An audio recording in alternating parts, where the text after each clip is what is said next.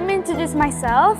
My name is Odeleya. I'm a student of Bruder Junior High School, Singkawang, West Kalimantan.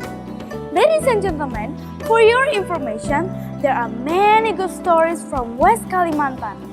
And for today, I would like to tell you one of them entitled The Legend of Thang. So please enjoy. Long time ago, a group of people from China, the Tionghoa, sailed to Borneo Island to work in the minefield. Some of them live in south region of Singkawang, which recently known as the oldest Tionghoa civilization in West Kalimantan. In the corner of that small village lived Bong family, who was very poor. Bong and his wife had a daughter and a son named Asin and Han. One day, Bong died from an accident at his work. His wife was distressed by that incident and fell sick immediately. She did not want to eat or drink for days. She felt miserable without her husband.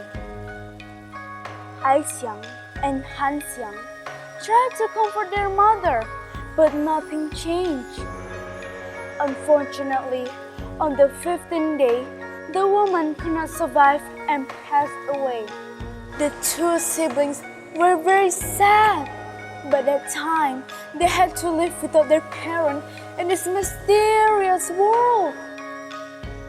One sunny day, Asin sat on a terrace of an empty hut beside the beach near her place. Her gloomy heart was pleased by the afternoon singing bird and the sound of the ocean. As she enjoyed the spoiling nature, she was on her thought about finding a way to get her life changing. As the oldest, Asin tried to find a way to get money for food and for their other needs. The wind wiped her tear as she fell asleep in the hut. In her deep sleep, Asin saw a beautiful dragon with a shining crown came to her. The dragon passed in front of her, showed its shimmering skin scalp and golden tail. She was amazed by the gorgeousness, but its giant body was frightening her. She tried to run, but the dragon suddenly was right before her face. The dragon talked to her. "Don't be afraid, little girl. I am a guardian of this place. You are a good child of your parent, so I will help you. Take the water as much as you want, turn them into salt, and sell them for money. Do the work patiently, then you will be success in the future." Asin was surprised. She didn't know that the dragon was a kind-hearted creature. "Oh my goodness! Did my parents send you from heaven? My beautiful dragon, you have a very good heart. I am so thankful. I promise to work hard and make my parents proud." Well, dear, I am not finished yet. You need to make another promise. Look at those trees. That is the Little Fortune Forest. No one is allowed to take down the plants there, no matter what. If you let bad thing happen to the forest, a disaster will come upon the village. A glimpse of thunder was seen in the dragon's eyes. Calmly, Asin answered the dragon. "Of course, I'll tell everyone about the Fortune Forest. I am grateful for your help, so please let us live peacefully here." As soon as Asin said her gratitude, the wind blew her hair, then the dragon magically disappeared. Then she woke up and ran to her house and looked for her brother. "Han! Ayo! 니 저야 뭐야? I want to tell you something, she shouted as she found her brother at the backyard. Tomaiche, Hanxiang was curious. Then Aixiang told him about the dream. They finally found the answer to their prayer. They cannot wait on the next day to start making the salt. Hanxiang promised to her sister that he will be a great help for this business. She hugged her brother happily. On the next day, very early in the morning, they brought some equipment for them to start making the salt. They followed the dragon instruction one by one patiently. They failed on the first try and even got the same result on the 7th day. However, Aixiang and Hanxiang never give up. They tried, and finally made it on the 8th day. They immediately started to pack them into several mini bags and sold them to the market. 3 months passed. Aixiang and Hanxiang became famous for their salt. This news was heard by many people that suddenly caused them to move to Aixiang village. More and more people came and stayed at the area to learn how to become a salt maker. The village turned into a salt maker community. As her promise, Aixiang always reminded the people to always keep the fortune forest safe. In a year, the place became more crowded that they could not find any space left for them to build their house. The only area left was the land of the fortune forest, which of course no one was allowed to take them. One day, when Aixiang, Hanxiang, and the other were working at the seashore, a big man named Liu came to the village. He brought 20 guards behind him.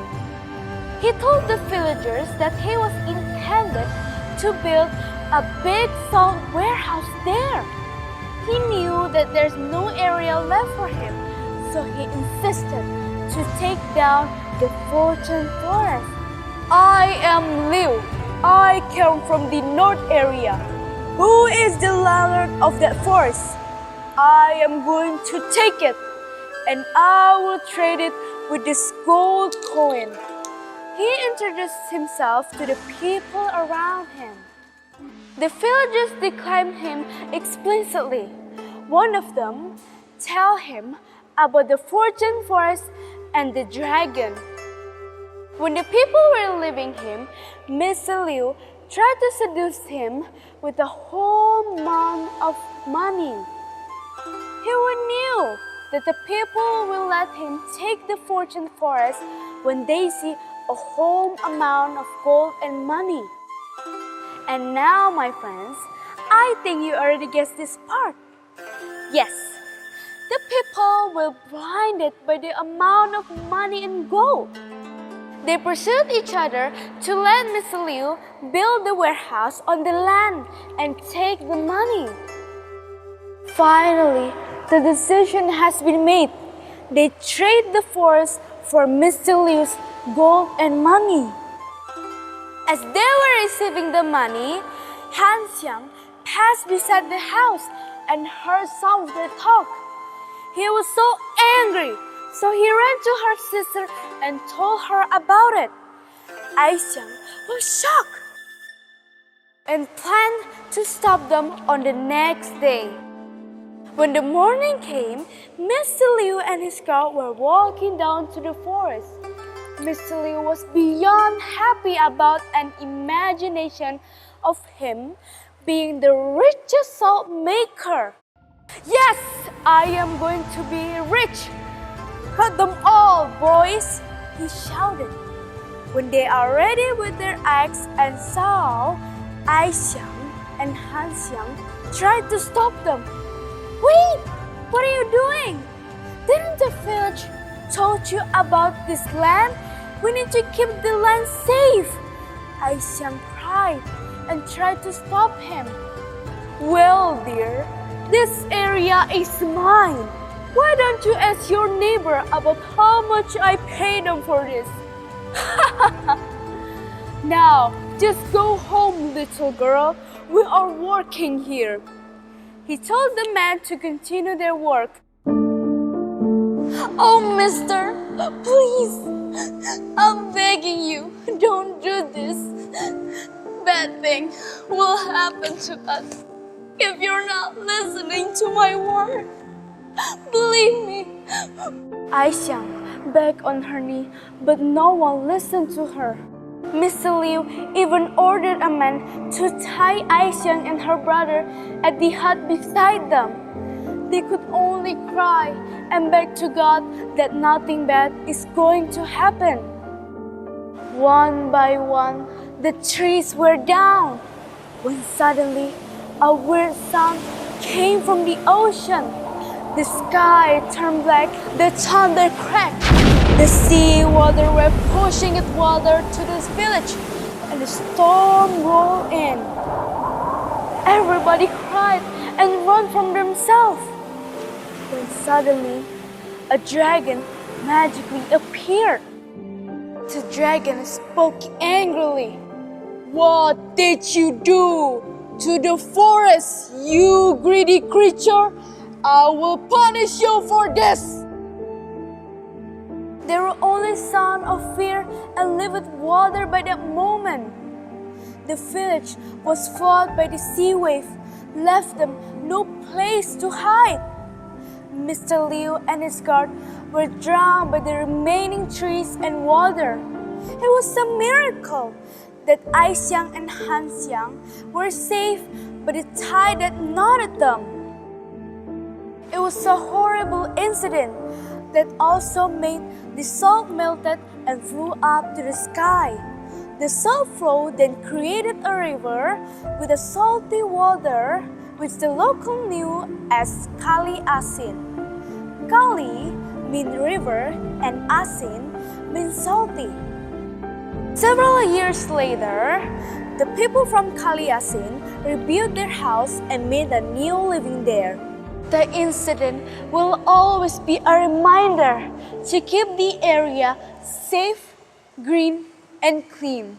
Nowadays, the south area in Singkawang was named Desa Kali Asin, or famously known by the Tionghoa people as Thang. In English, Jam means field and Thang means salt. It is not only the Tionghoa people who live in Thang village. Dayanese, Malayan, Javanese, and the others live peacefully next to each other in this area. As the time goes by and centuries change, the Tionghoa people spread to every corner of the city and became the biggest population in Singkawang, West Kalimantan. The end. Ladies and gentlemen, from this story, we can learn that we must not be greedy. And together, let's keep the environment safe, green, and clean for our future. Because we love this earth and we are good Indonesian citizens. That's all my story. Thank you for your attention and excitement. And I will see you next time. Bye-bye!